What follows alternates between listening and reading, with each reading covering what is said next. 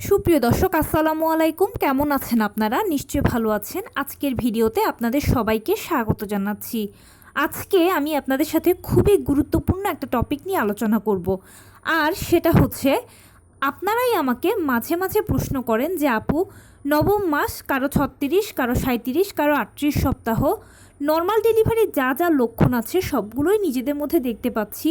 মাঝে মাঝে false pen হচ্ছে, কিন্তু শুধুমাত্র অরিজিনাল পেইনটা আসছে না।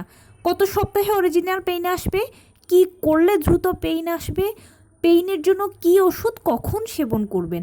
তাহলে চলুন সব প্রশ্নের উত্তর দেওয়া যাক। বাই দ্য ওয়ে, মূল ভিডিওতে যাওয়ার আগে একটা কথা বলি, আমি আমার চ্যানেলে pregnancy related, specially normal delivery related অনেক ইম্পর্ট্যান্ট তথ্য ভিডিও আকারে শেয়ার করে থাকি। এই তথ্যগুলো আমার পার্সোনাল এক্সপেরিয়েন্স ও আমার ডক্টরের সাজেশন থেকে নেওয়া। তাই আমার চ্যানেলটিকে যদি একবার আপনারা ভিজিট করেন, তাহলে আপনারা আপনাদের প্রশ্নাতীত মনের অনেক প্রশ্নের উত্তর পেয়ে যেতে পারেন। আমন্ত্রণ জানাবো আমার চ্যানেলটিকে একবার ভিজিট করে দেখার জন্য। এবারে চলুন মূল আলোচনায় যাওয়া যাক। আমি শুরুতেই বলেছি আজকে আলোচনা করব, মাঝে মাঝে আপনারাই আমাকে প্রশ্ন করেন এরকম যে আপু, নবম মাস, নর্মাল ডেলিভারির সব লক্ষণগুলোই তো নিজের মধ্যে দেখতে পাচ্ছি, মাঝে মাঝে ফলস পেইনও হচ্ছে, শুধু অরিজিনাল পেইনই হচ্ছে না, কখন অরিজিনাল পেইন আসবে, কি করলে দ্রুত পেইন আসবে, পেইনের জন্য কি ওষুধ কখন থেকে সেবন করব? চলুন বলছি সব কিছু। দেখুন, প্রথমে নর্মাল ডেলিভারির যে লক্ষণগুলো আছে সেগুলোর মধ্যে অন্যতম যে লক্ষণ সেটা হচ্ছে ঘন ঘন পেট শক্ত হওয়া, বেশি বেশি করে প্রস্রাবের চাপ অনুভব করা। হয়তো বাথরুমে যাচ্ছেন, দু এক ফোঁটা প্রস্রাব হচ্ছে, নয়তো বা প্রস্রাব হচ্ছেও না, কিন্তু র্যান্ডম একটা চাপ ফিল করছেন। কোমরে ব্যথা, তলপেটে ব্যথা, বিভিন্ন ধরনের স্রাব, যেমন কারো পাতলা স্রাব পা দিয়ে গড়িয়ে পড়ছে, কারো আবার দুধের স্বরের মতো ভাঙা ভাঙা স্রাব, কারো আবার থকথকে আঠালো স্রাব ইত্যাদি বিভিন্ন লক্ষণগুলো হচ্ছে নর্মাল ডেলিভারির লক্ষণ।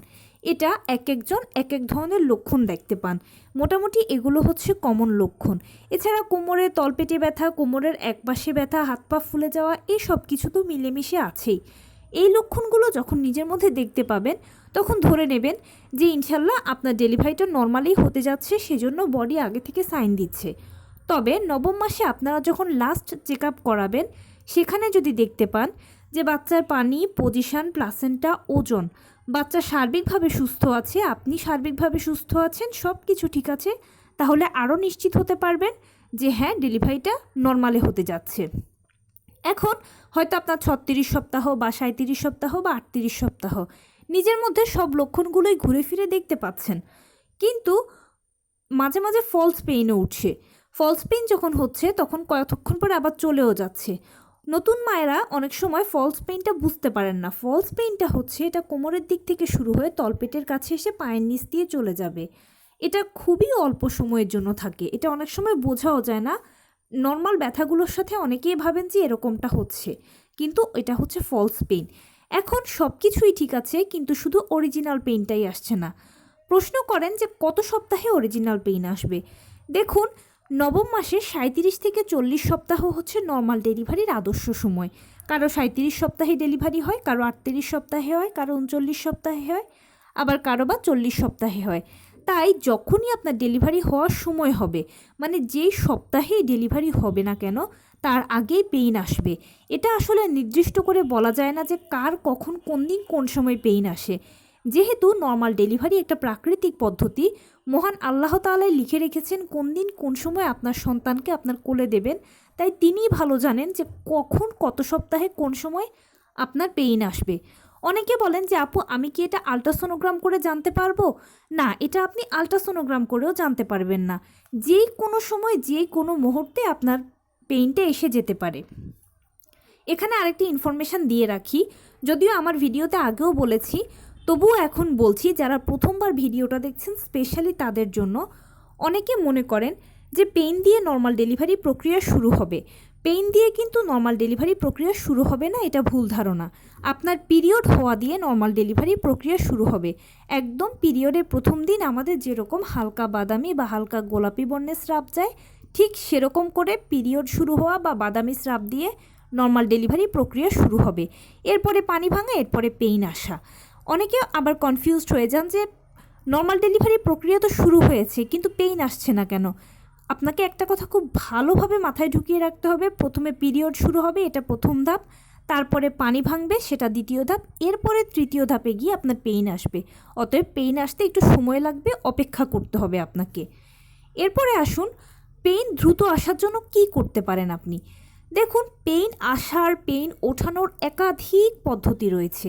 সব পদ্ধতি সবার জন্য নয়, আবার সব পদ্ধতি যে সবার জন্য খারাপ সেটাও নয়। কোন পদ্ধতিটা কাকে স্যুট করবে, কার উপরে খারাপ প্রভাব ফেলবে সেটা আসলে বলা যায় না, কারণ এক একজন মানুষের বডির স্ট্রাকচার এক এক ধরনের।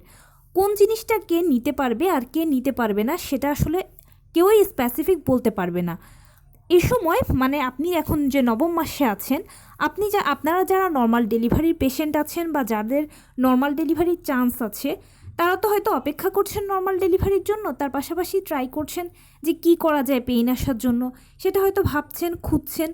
অনেক সময় অনেককে অনেক ধরনের পদ্ধতির কথা বলতে শুনবেন, এটা করেন পেইন আসবে, ওইটা করেন পেইন আসবে, এটা করেছি আর আমার 1 ঘন্টায় পেইন এসেছে, ওটা করেছি আর আমার আধা ঘন্টার ভেতর ডেলিভারি হয়ে গেছে। আসলে কি প্রথমেই বলেছি যে কোন পদ্ধতি কাকে স্যুট করবে কাকে স্যুট করবে না সেটা কেউ বলতে পারে না। যার বা যাদের কথা শুনে আপনি পদ্ধতি অ্যাপ্লাই করার কথা চিন্তা করছেন, সাপোজ এই পদ্ধতিটা আপনার উপরে ভালো প্রভাব ফেললো না, খারাপ হলো, হিতে বিপরীত হলো, তখন আপনি কি করবেন? ভালোর ক্রেডিট সবাই নেবে, কিন্তু মন্দের দায়টা কেউ নেবে না। যার কথা শুনে আপনার ভালো হলো সে তো পুরো ক্রেডিটটা নেবে, কিন্তু যার কথা শুনে আপনার খারাপ হলো, আপনি কি তাকে বলতে পারবেন যে আপনার জন্য আমার খারাপ হয়েছে? সে তো কোনো দিনও এ দায় নিবে না, উল্টে আপনার উপরে দায় চাপিয়ে দিয়ে বলবে যে আপনি কেন আমার কথা শুনেছেন, আমি কি বলেছিলাম আপনাকে আমার কথা শুনতে? আপনি আপনার সন্তানের ভালোর কথা ভাবেননি কেন? আপনি না মা? তখন কি করবেন? নিজেকে নিজেই আয়নায় মুখ দেখাতে পারবেন না। আপনারা সবাই নর্মাল ডেলিভারি চান, পছন্দ করেন, নর্মাল ডেলিভারি ভালো, ঠিক আছে সব কিছু, কিন্তু নর্মাল ডেলিভারির জন্য আপনাকে অপেক্ষা করতে হবে। অধৈর্য হলে চলবে না, সময় দিতে হবে, সময় নিতে হবে। দেখুন, দীর্ঘ 9টি মাস প্রেগন্যান্সি আপনি কিন্তু ধৈর্য ধরে অপেক্ষা করে এই পর্যন্ত এসেছেন, এটা কিন্তু কোনো মুখের কথা নয়। যে কোনো মুহূর্তে যে কোনো সময় যে কোনো কিছু হতে পারত, কিন্তু সব কিছুকে ওভারকাম করে আলহামদুলিল্লাহ আপনি নবম মাসে এসে পৌঁছেছেন। এবং সবথেকে সৌভাগ্যের কথা হচ্ছে আপনার সব কিছু ওকে আছে, নর্মাল ডেলিভারির পক্ষে আছে, নর্মাল ডেলিভারির চান্সও আছে আপনার। তাহলে আপনি কেন আর বাকি সময়টুকু অপেক্ষা করতে পারবেন না বলুন তো? হয়তো কারো আর 1 সপ্তাহ আছে ডেলিভারি হতে, বা কারো 15 দিন আছে, বা কারো 20 দিন আছে। দীর্ঘ 9টি মাস যদি অপেক্ষা করে আসতে পারেন, তাহলে এই 10, 15, 20 দিন অপেক্ষা করতে পারবেন না? প্লিজ ধৈর্য ধরুন, অপেক্ষা করুন, ধৈর্যের ফল ভালো হয়, এত অধৈর্য হবেন না। অনেকগুলো পদ্ধতি আছে, ঠিক আছে বলেছি, কিন্তু তার মধ্যে কোন পদ্ধতিটা আপনি অ্যাপ্লাই করবেন, কোনটা অ্যাপ্লাই করবেন না সেটা আপনার ব্যক্তিগত বিষয়। কিন্তু সিদ্ধান্ত নেওয়ার আগে অবশ্যই 100 বার ভাববেন যে এই সিদ্ধান্তটা আপনি নিচ্ছেন বা যে পদ্ধতি আপনি অ্যাপ্লাই করতে যাচ্ছেন, এটা আপনার জন্য ভালো কিনা, আপনার সন্তানের জন্য ভালো কিনা।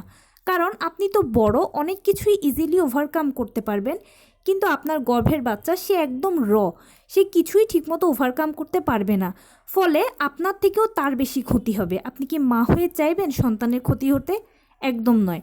তবে একটা নিরাপদ পদ্ধতি আছে যেটা আপনার জন্য ভালো, সন্তানের জন্য ভালো, প্লাস সবার জন্য এটা সহজলভ্য। সেই নিরাপদ পদ্ধতিটা হচ্ছে নিয়মিত হাঁটাচলা করা, টুকটাক কায়িক শ্রম করা, সেই সাথে লো কমেটটা ব্যবহার করা। যদি আপনি এটা মেনটেন করতে পারেন বা এই পদ্ধতিটা অ্যাপ্লাই করতে পারেন, তাহলে ইনশাল্লাহ দেখবেন অতি দ্রুত আপনার পেইন এসে যাবে। কারণ কি, নর্মাল ডেলিভারিটা যেহেতু একটা ন্যাচারাল প্রসেস, তাই এটার জন্য আমাদেরকে ন্যাচারালি প্রিপারেশান নিতে হবে, এটাকে ন্যাচারালি হ্যান্ডেল করতে হবে। এখন নিয়মিত হাঁটাচলা করা, টুকটাক কায়িক শ্রম করা, লো কমেট ব্যবহার করার মাধ্যমে আপনার প্রতিদিন কি হবে? ব্যায়াম হবে একটা। এগুলো ব্যায়ামের কাজ করবে, আর যে শরীরটা ব্যায়ামের ওপরে থাকে সহজেই সেখানে পেইন এসে যায়, এবং পেইনটা সহজে আপনি অ্যাবজর্বও করতে পারবেন, সব কিছু সহ্য করতে পারবেন, আপনার কোনো কষ্ট হবে না। তাই যদি আপনি চান যে আপনার ডেলিভারিটাও সহজ হোক, দ্রুত পেইন আসুক, সব কিছু সময় মতো হোক, তাহলে প্রতিদিন সকালবেলা ঘুম থেকে উঠে 30 মিনিট হাঁটাচলা করবেন, এরপরে কিছুক্ষণ বাটারফ্লাই স্টাইলে বসে থাকবেন। ছবিতে দেখানো স্টাইলটাই হচ্ছে বাটারফ্লাই স্টাইল। আবার দুপুরে খাবারের পরে কিছুক্ষণ হাঁটাচলা করে কিছুক্ষণ বাটারফ্লাই স্টাইলে বসে থাকবেন।